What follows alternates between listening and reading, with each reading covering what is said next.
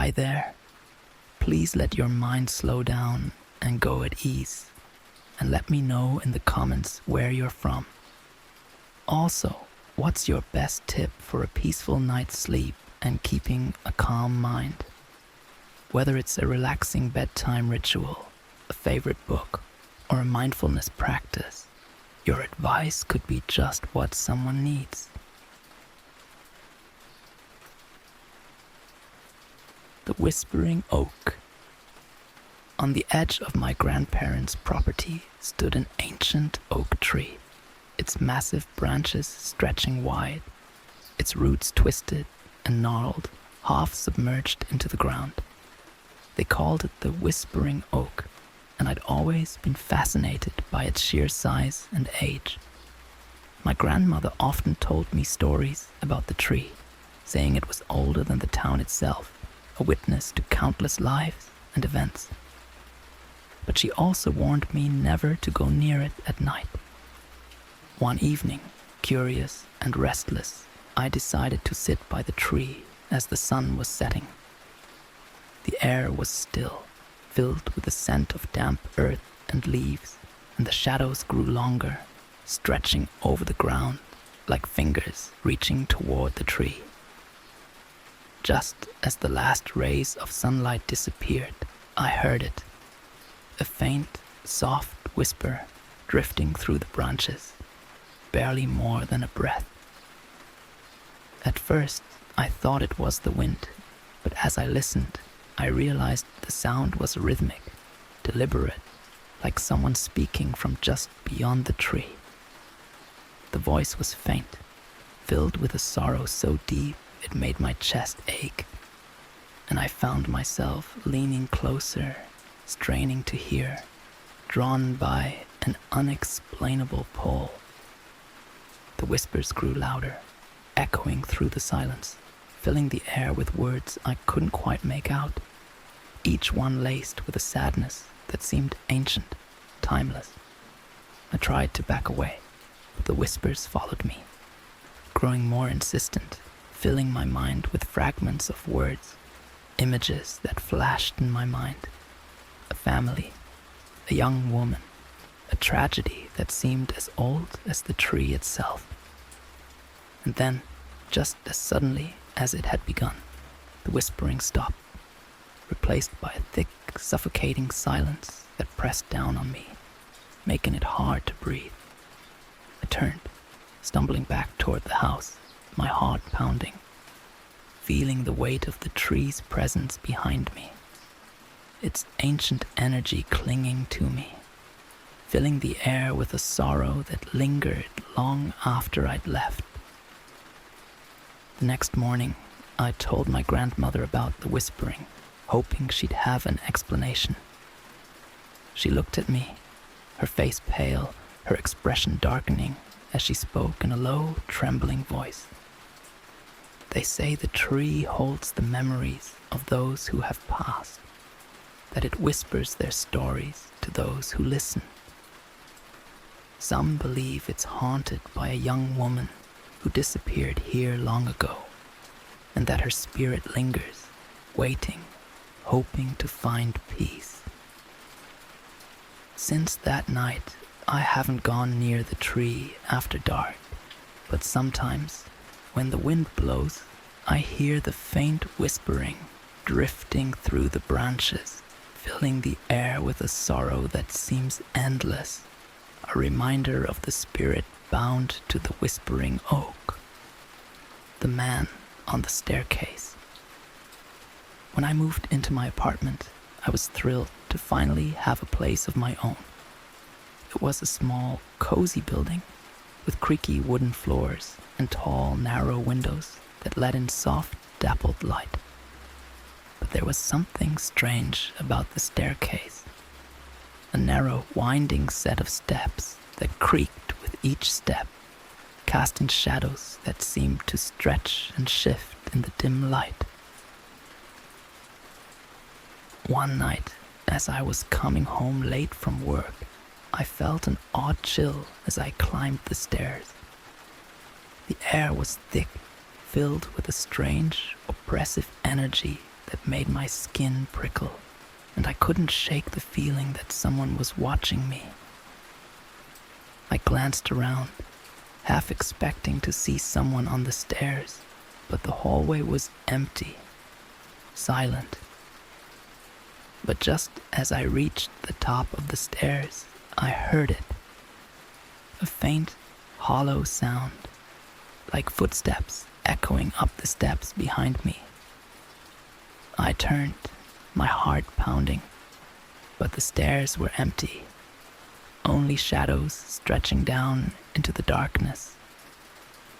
Over the next few nights, the footsteps continued, always at the same time, always following me as I climbed the stairs.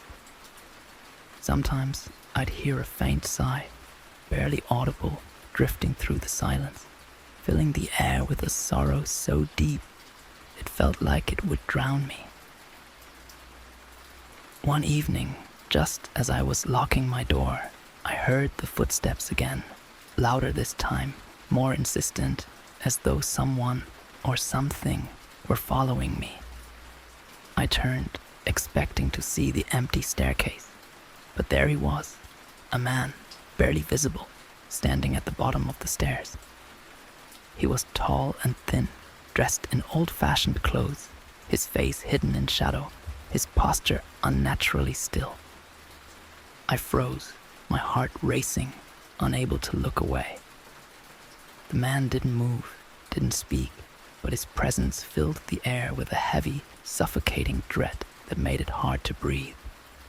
And then, slowly, he began to climb the stairs, each step deliberate, echoing through the silence, filling the hallway with a sound that made my skin crawl.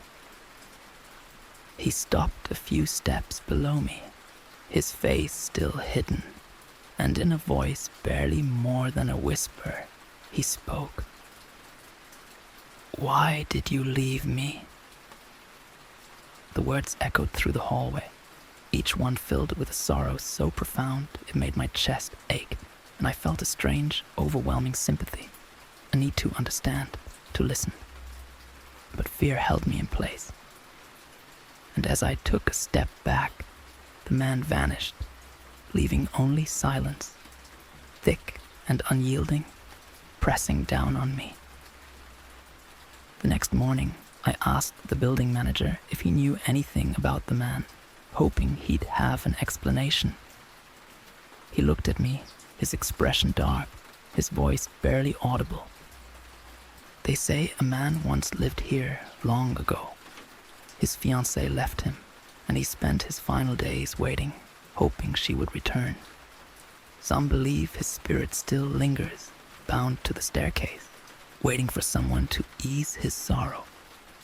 Since that night, I hear the footsteps sometimes, faint but constant, following me up the stairs, a reminder of the man who waits, forever bound to the place where his heart was broken, the house at the end of the lane. When I was a child, there was an old, abandoned house at the end of our street, a crumbling structure with broken windows and a front yard overgrown with weeds. The house had stood empty for as long as anyone could remember, its dark silhouette looming at the end of the lane like a silent guardian. Neighborhood children told stories about the house, saying it was haunted, that something terrible had happened there, but no one seemed to know the full story. One summer evening, just before dusk, a friend dared me to go inside. The air was heavy and thick, filled with the scent of dry grass and warm earth. And though I was afraid, a strange curiosity pulled me forward. I approached the house, each step filling me with a growing sense of dread, and pushed open the front door, the wood creaking as it swung open, revealing a dark, empty hallway. The air inside was stale, filled with dust and the faint scent of something rotten, and the silence was so complete it felt as though the house itself were holding its breath. I stepped inside, my footsteps echoing through the empty rooms, each sound amplified, filling the air with a hollow, eerie resonance. As I explored, I found a small, dusty bedroom at the end of the hall. The wallpaper was peeling, the furniture covered in a thick layer of dust, but there was something strange about the bed.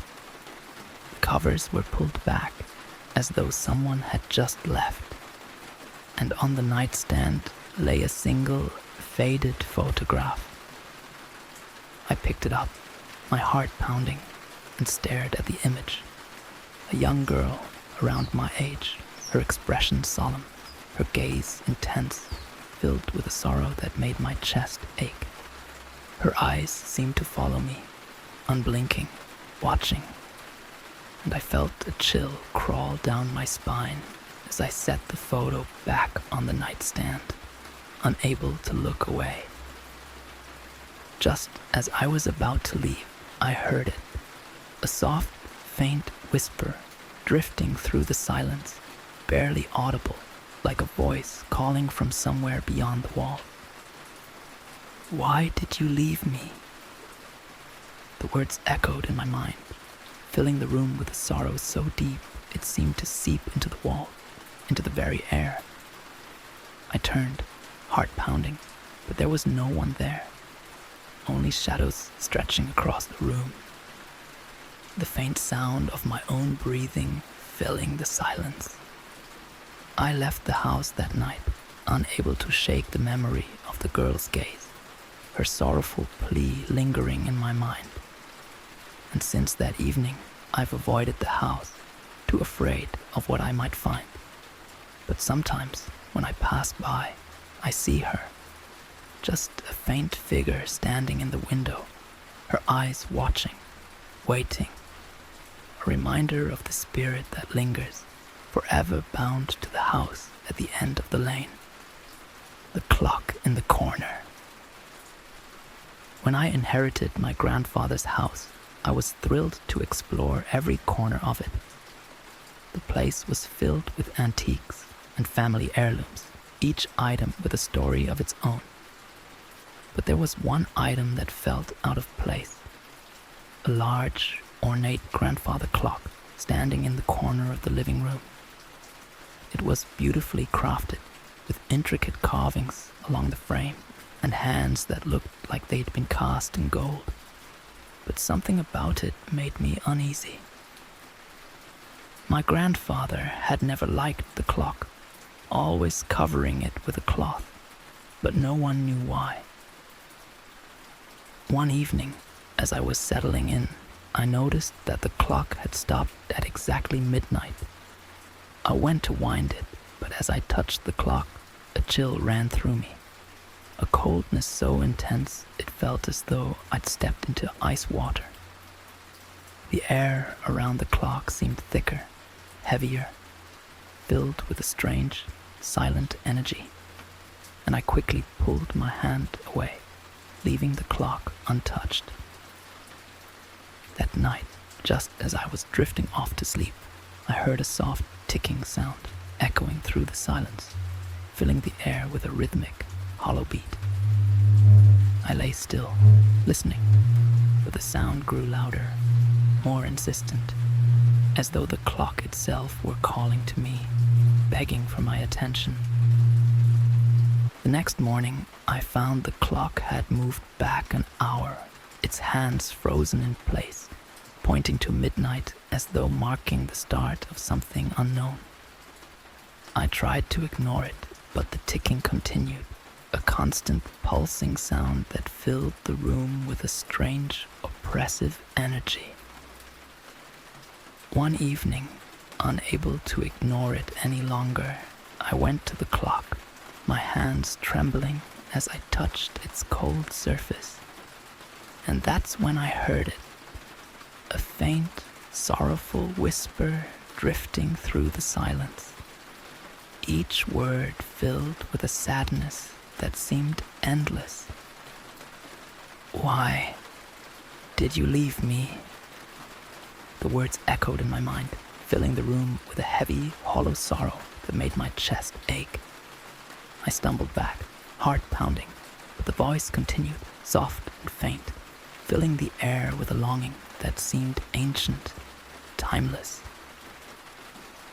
The next day, I asked a local historian about the clock, hoping she'd have some answers. She looked at me, her expression darkening as she spoke in a low, trembling voice. They say the clock belonged to a woman who died tragically, waiting for her husband to return. They say her spirit haunts the clock, that she's still waiting, still searching, bound to the hands that mark the time she'll never have. Since that night, I've covered the clock, hoping to silence its haunting call. But sometimes, in the dead of night, I hear it. The faint, rhythmic ticking, a reminder of the spirit that lingers, bound to the clock, waiting for the one she lost. The room with no windows. When I rented my new apartment, I was excited by its charm. It had exposed brick walls, high ceilings, and quirky, old-fashioned details that gave it character. But there was one room that felt different. A small, windowless room at the back of the apartment. It was tucked away down a narrow hallway with a door that creaked loudly every time I opened it. It had no windows, only bare walls and an old wooden floor and an air of stillness that felt almost heavy. I'd planned to use it for storage, but every time I went inside, I felt uneasy, as though I were intruding on something. One night, I woke to a strange sound coming from down the hall, a soft, rhythmic tapping, like someone lightly knocking on the floorboards. At first, I thought it might be my neighbors, but as I listened, I realized the sound was coming from inside the windowless room. I sat up, my heart pounding, straining to hear, but the tapping continued, filling the silence with a hollow, echoing beat. I tried to ignore it, telling myself it was just the house settling, but the tapping grew louder, more insistent, as though someone or something were trying to get my attention.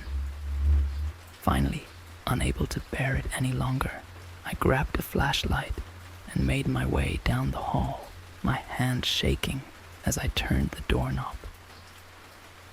The room was dark, silent, but the air felt thick, heavy, filled with a strange, oppressive energy that made my skin crawl. I stepped inside, shining the flashlight over the walls, the floor, hoping to find an explanation. But just as I was about to turn back, I saw it, a faint outline, barely visible, lying on the floor. It was a handprint, pressed into the dust, as though someone had been reaching up from beneath the floorboards. A chill ran through me, and I stumbled back, my mind racing. The handprint looked fresh, untouched by dust, perfectly clear. It was as if someone had pressed their hand into the floor that very night. I locked the door, hoping to forget. But that night, I dreamed of the handprint, of fingers reaching through the floor, of a voice calling to me from the darkness. The next day, I asked the building manager about the apartment, hoping he'd have an explanation. He looked at me, his expression darkening as he spoke in a low, tremulous voice. That room, it was sealed up for years. They say it once belonged to a young woman who lived here long ago.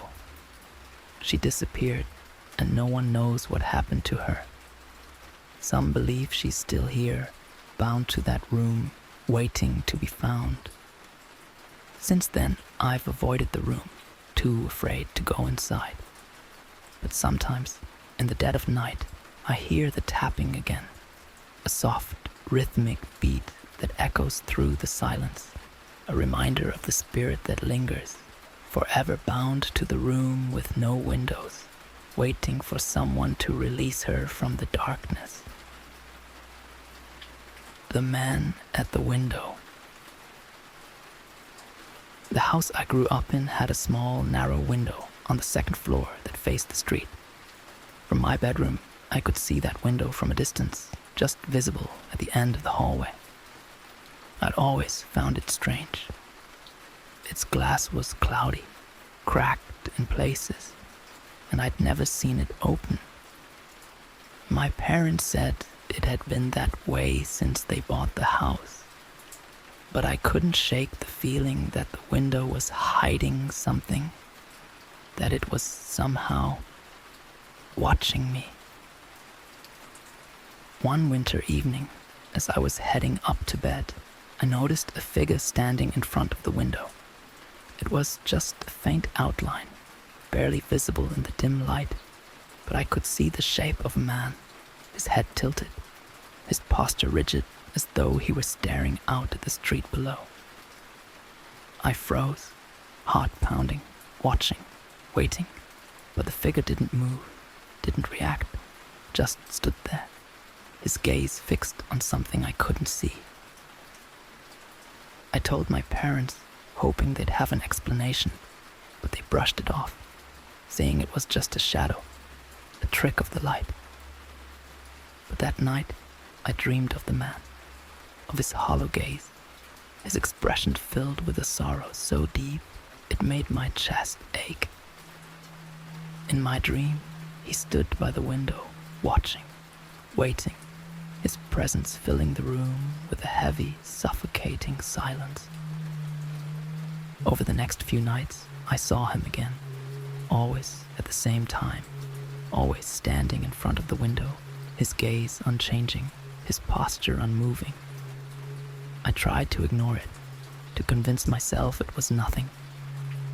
But each night, his presence grew stronger, his figure more defined, as though he were stepping closer, trying to bridge the gap between our worlds. Finally, one evening, I mustered the courage to approach the window. I walked down the hall, my footsteps echoing in the silence, and stopped just a few feet away, my hand trembling as I reached out, hoping to see him up close. But just as I touched the glass, I felt a sudden, bone-chilling cold, a wave of sorrow so intense it left me breathless. And then, in a voice barely more than a whisper, I heard him. "Please, let me go." His words filled the air with a sorrow so profound it seemed endless, timeless, and I felt a strange, overwhelming urge to open the window, to help him, to bring him peace. But before I could move, the figure vanished, leaving only silence, thick and unyielding, pressing down on me. The next day, I asked the previous owner about the house, hoping they'd have some insight. She looked at me, her face pale, her gaze distant as she spoke. "That window, it was his favorite spot. They say he lost someone dear to him, that he stood there every night, waiting, hoping she would return. Some believe his spirit is still there, watching, waiting for someone to release him. Since that night, I haven't seen the figure, but sometimes, in the early hours of the morning, I feel his presence, sense his gaze, a reminder of the spirit who lingers, forever bound to the window, waiting to be set free, the chair that rocked by itself. When I inherited my great-aunt's house, I was both excited and slightly uneasy.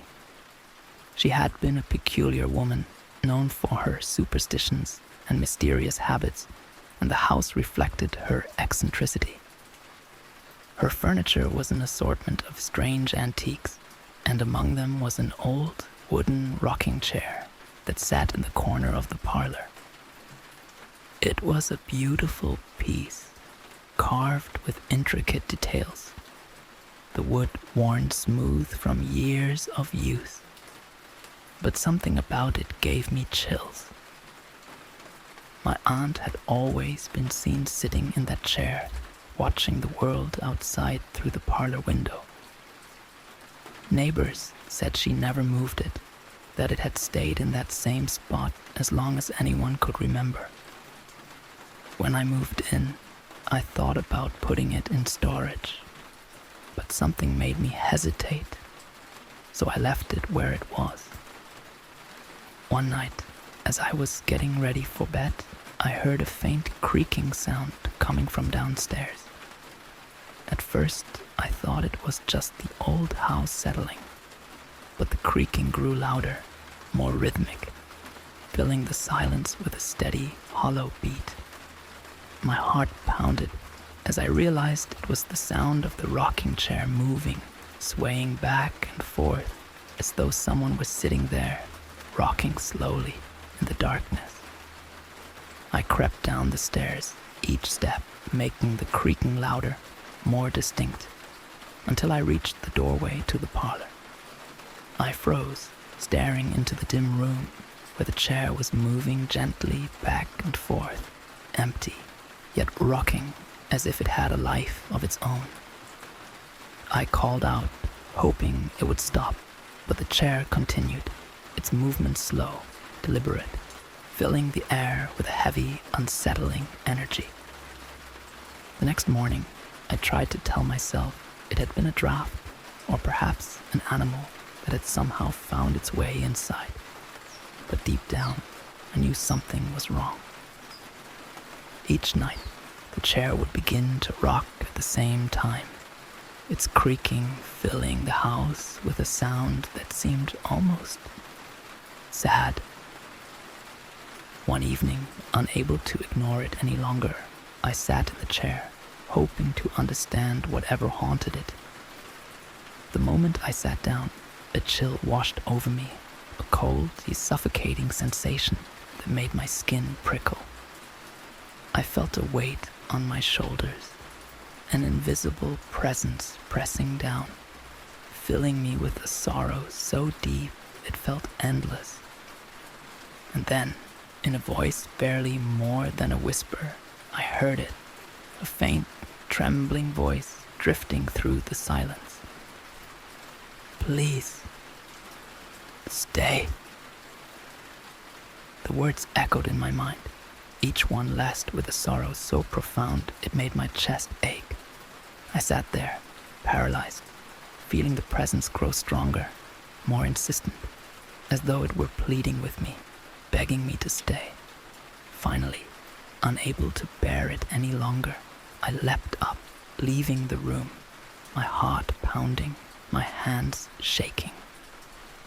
The next day, I decided to speak with one of my aunt's old friends, hoping she'd have some insight. Her face grew pale as she spoke, her voice barely more than a whisper. That chair, it was her only companion in the end. She would sit there for hours, watching, waiting. She believed that one day, someone she'd lost would come back to her, that they'd sit in the chair together. Maybe she still waits. Since that night, I've avoided the chair, too afraid of what I might feel. But sometimes, in the stillness of the evening, I hear it rocking, a soft, steady creaking, a reminder of the spirit that lingers, bound to the chair, waiting, hoping for a companion. The light in the attic window. Growing up, there was an old mansion on the hill across from my house, an imposing Victorian structure that seemed to loom over the neighborhood. The house had been empty for years, its windows dark, its doors boarded up. But every so often, we'd see a faint light glowing in the attic window, flickering like a candle. As kids, we'd make up stories about the light, saying it was a ghost who watched over the neighborhood, waiting for someone to help it find peace. but no one ever dared to go inside. The house had been declared unsafe, and the town had plans to demolish it. Still, the light would appear on certain nights, a soft, glowing beacon in the darkness, and each time I saw it, I felt a strange pull, an urge to find out who or what was up there. One evening, just before the demolition was scheduled, I decided to go up to the house. The air was cold and heavy, filled with the scent of old wood and dust, and the windows were clouded with grime, giving the house a haunting, deserted feel. As I approached, I noticed that the light was on, glowing softly from the attic window, illuminating the dark, silent street. I slipped through a broken window, my heart pounding, and made my way up the creaky, winding staircase. The house was silent, each step echoing through the emptiness, filling the air with a hollow sound that made my skin crawl.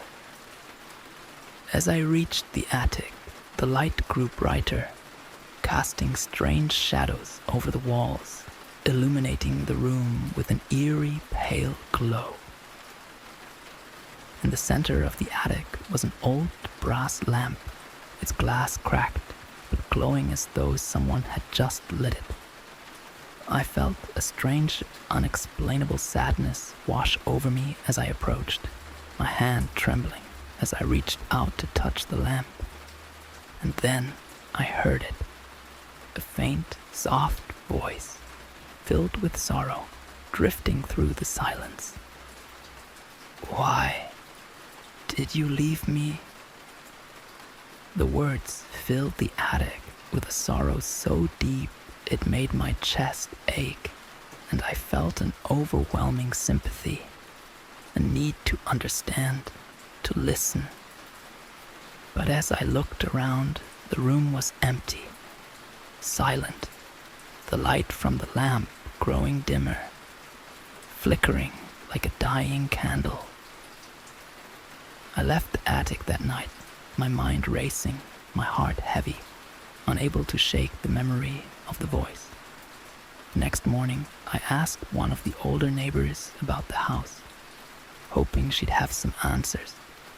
She looked at me, her expression sad, her voice filled with a soft, haunting sadness. "They say the house once belonged to a young couple, a bride who lost her husband in the war. She kept that lamp lit every night, waiting for him to come home. Some believe she's still there, waiting, hoping he'll return to her. Since then, the house has been demolished, but sometimes, on quiet nights, I see a faint glow in the distance, where the attic window used to be. It's a reminder of the spirit that lingers, forever bound to the light, waiting, hoping for a love that will never return." The girl by the river. There's a river that winds through my hometown, bordered by dense trees that form a canopy overhead. Growing up, we'd heard strange tales about the river, stories of a girl who drowned there many years ago, her spirit still lingering, tied to the water. The stories were vague, whispers about a tragedy, an accident that no one could quite remember. But everyone agreed on one thing. They'd seen her, a pale figure standing by the river's edge, her gaze fixed on the water. One summer evening, as the sun was setting, I decided to visit the river. The air was warm, filled with the soft hum of insects, and the water moved slowly, reflecting the fading light. The forest around the river was silent, an unnatural stillness pressing down on me, filling the air with a quiet that felt almost watchful. Just as the last rays of sunlight disappeared, I saw her. She was standing at the edge of the river, her figure barely visible in the dim light. She wore a simple, flowing dress, her long hair loose around her shoulders, and her face was pale, her eyes hollow, filled with a sorrow so deep it seemed endless. She didn't move, didn't react, just stood there, her gaze fixed on something in the water, her expression one of longing. I wanted to call out, to ask if she was all right, but fear held me in place, rooting me to the spot. The girl turned slowly, her gaze shifting to me, and in a voice barely more than a whisper, she spoke. "Help me." The words echoed through the stillness, each one laced with a sadness that seemed to seep into the trees, into the ground, filling the air with a sorrow that felt ancient, timeless. I felt an overwhelming urge to step closer, to reach out, but something deep inside warned me to stay back, to leave, to turn and run. But her gaze held me in place, her eyes filled with a desperation that made my chest ache, and before I knew it, I was standing at the river's edge, staring down into the dark water. Just as I leaned forward, something brushed against my hand, a cold, invisible presence that made my skin prickle. I stumbled back, my heart pounding, and when I looked up, the girl was gone, leaving only silence and the soft ripple of the river. The next day, I asked my grandmother about the girl, hoping she'd have an answer. She looked at me, her face pale, her voice barely a whisper. They say she was a young woman, waiting for her lover who never came. They found her by the river, but her spirit never left. She's still there, waiting, hoping someone will bring her peace. Since that evening, I haven't returned to the river. But sometimes, at dusk, I see her. Just a faint figure standing at the water's edge, her gaze fixed on the river. A reminder of the spirit that lingers, bound to the place where her heart was broken. The bells in the fog. There's a church at the edge of town, a tall Gothic structure with a bell tower that stretches into the sky. It's been abandoned for years, its windows dark, its doors locked, but on certain foggy nights you can hear the bells ringing, filling the air with a haunting, mournful sound that echoes through the empty streets. People say it's haunted, that the bells ring for the spirits who are never able to leave. One autumn evening, as a thick fog settled over the town, I heard the bells, their tone deep and sorrowful, drifting through the mist. The sound was soft at first, barely audible, but it grew louder, more insistent, filling the air with a haunting, echoing melody that made my chest ache. Drawn by the sound, I made my way through the fog, the church looming ahead like a shadow in the mist, its bell tower dark and silent. As I approached, the bells continued, their tone filled with a sadness so deep it seemed to seep into the air, into the ground, filling the mist with a heavy, oppressive sorrow. I stood at the foot of the tower, staring up at the dark windows, and in the silence between the chimes, I heard it, a faint, soft whisper drifting through the fog. "Come inside." The words were barely more than a breath, each one filled with a longing that felt endless, and I felt a strange pull, an urge to enter the church, to climb the bell tower, to understand the sorrowful plea that lingered in the air. But fear held me in place, and just as I was about to turn away, I saw a figure. A man standing in the doorway, his face hidden in shadow, his posture rigid, as though waiting for me. I froze, my heart pounding, watching as the man stepped forward, his gaze unchanging, his expression filled with a sadness that seemed endless. He raised a hand, beckoning, his voice barely audible as he whispered, "Please, set us free." The words sent a chill down my spine, and I backed away, my mind racing, my pulse pounding as the bells continued, each chime echoing through the mist, filling the air with a sorrowful, hollow tone. The man's figure faded into the fog, leaving only silence and the faint sound of my own breathing. The next day, I asked an old neighbor about the church, hoping he'd have an explanation. He looked at me, his expression dark, his voice filled with a strange, haunting sadness. "They say the bell ringer lost his life in that tower, that he rang the bells one last time before he passed. Some believe his spirit is still there, bound to the bells, waiting, hoping someone will free him.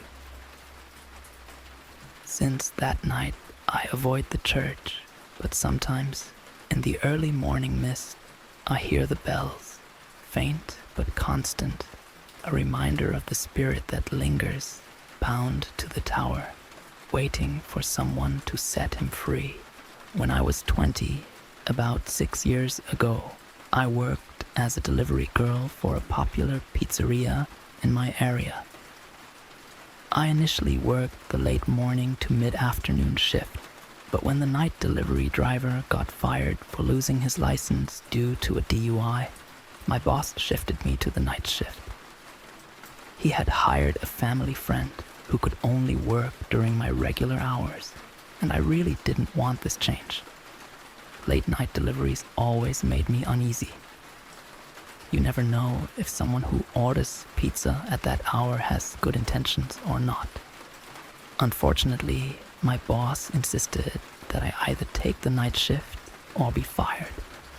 Not wanting to lose my job, I reluctantly accepted. The first month went by without any problems until one night I had to deliver a pizza to a house that barely fell within our delivery radius. I punched the address into my GPS and headed to a suburban area. I arrived around 11 p.m. to find the block quiet but decently lit, mostly lined with modern townhouses. The house I was delivering to was a duplex. I rang the doorbell and waited about 30 seconds. No answer. I rang it again and waited another half a minute, my nerves starting to get the best of me. Finally, a man opened the door. He looked to be in his late 40s, tall and skinny, maybe a little over 6 feet. I told him his pizza had arrived, and he just stood there, staring at me. "Are you okay?" I asked. "Yeah, I'm fine. Sorry, I just got off work and zoned out a bit," he replied. Fair enough. He handed me the money, and as I counted out his change, he said, "You're really beautiful, you know that." Not thinking much of it, I thanked him for the compliment and handed him the change. After exchanging goodnights, I walked back to my car and finished my deliveries for the night. A few days later, I received another order to the same address. I headed over around the same time and rang the doorbell. He opened the door excitedly and said, "Hey, it's you again. How are you?" I told him I was tired and just wanted to go home. He chuckled and said, "I know that feeling." While he pulled out his wallet, he asked for my name. Feeling a bit tired and not thinking straight, I stupidly told him. Then he asked if he could have my number, claiming he'd love to hang out with someone as gorgeous as I was. Whoa, buddy, pump the brakes.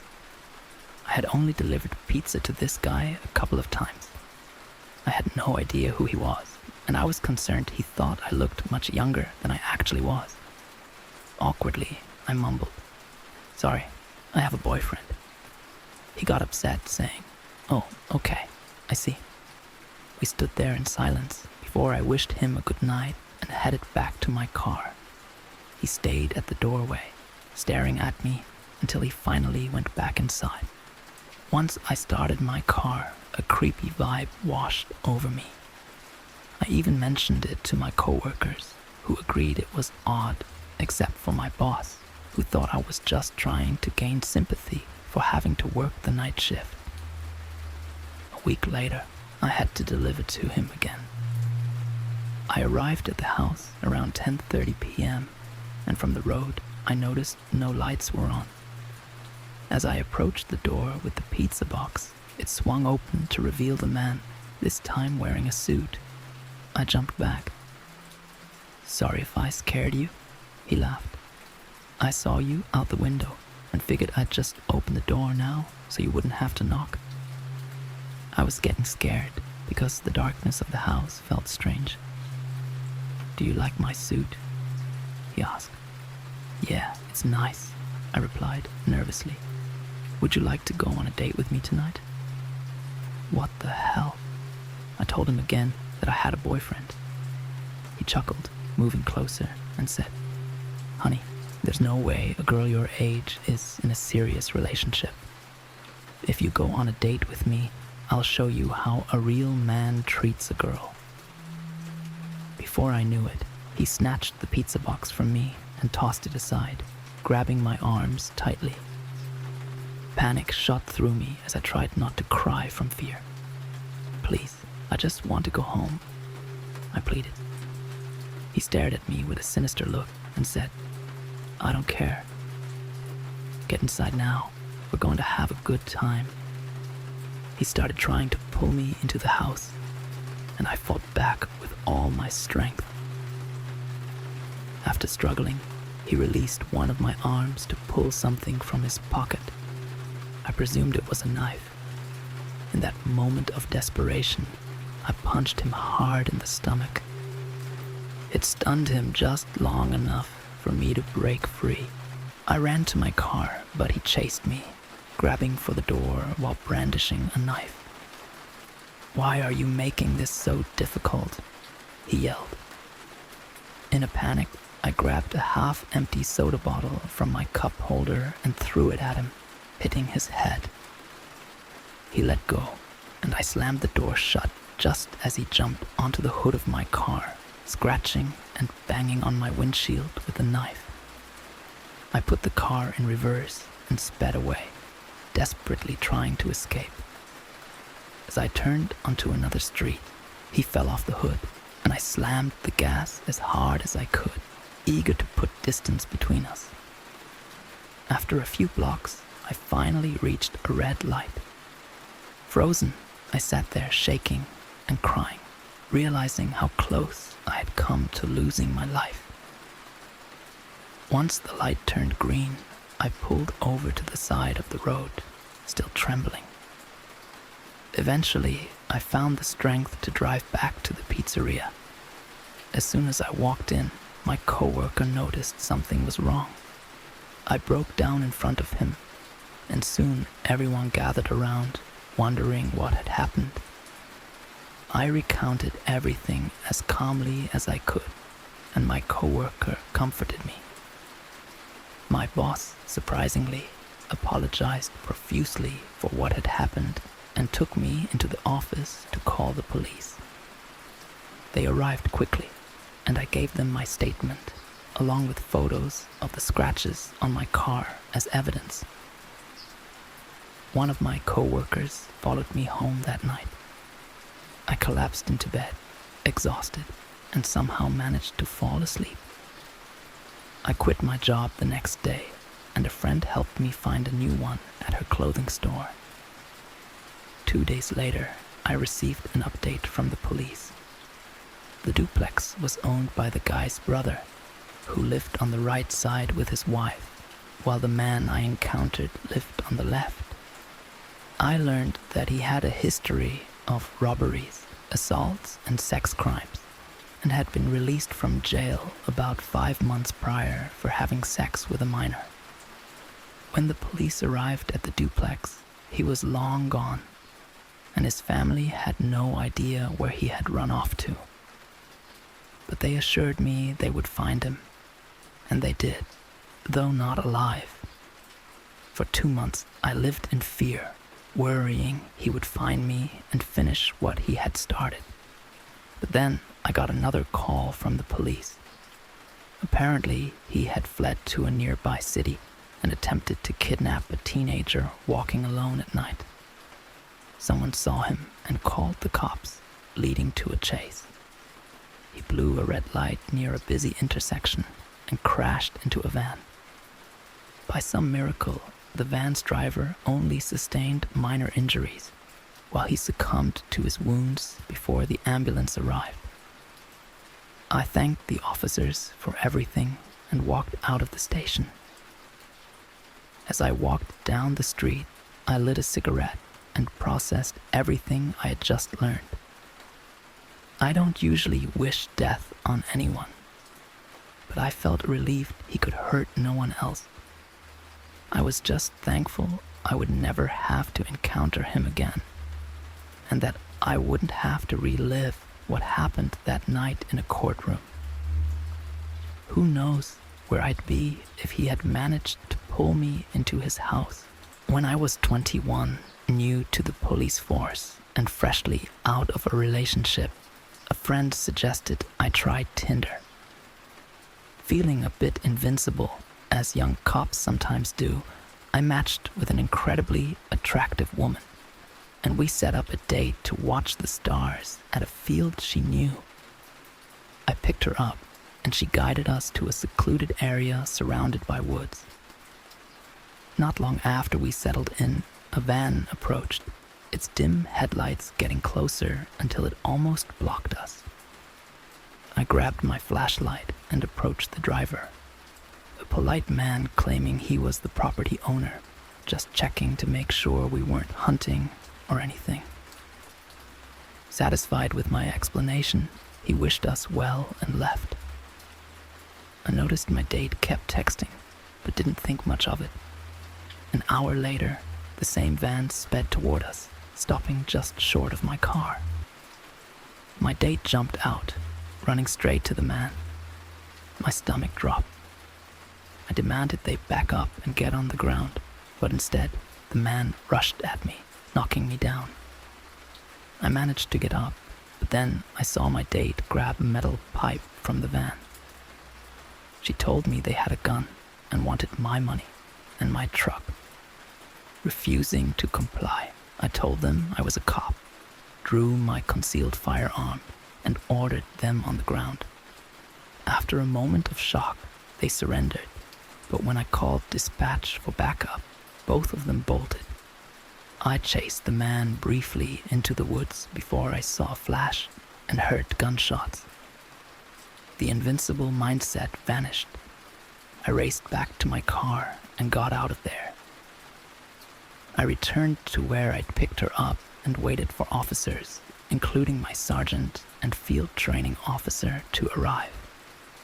They didn't hold back, calling me a stupid rookie for my actions, but they were ready to handle the situation. When we went back to the field, the van was still there, and we found meth on the center console. My sergeant and training officer looked grim as they led me to the back of the van. Inside, we found duct tape, knives, handcuffs, rifle ammo, and something that appeared to be dried blood. We also found an AR-15 and 2 handguns. The license plates were stolen, and while the blood wasn't real, the setup was terrifying. Since that night, I've sworn off online dating completely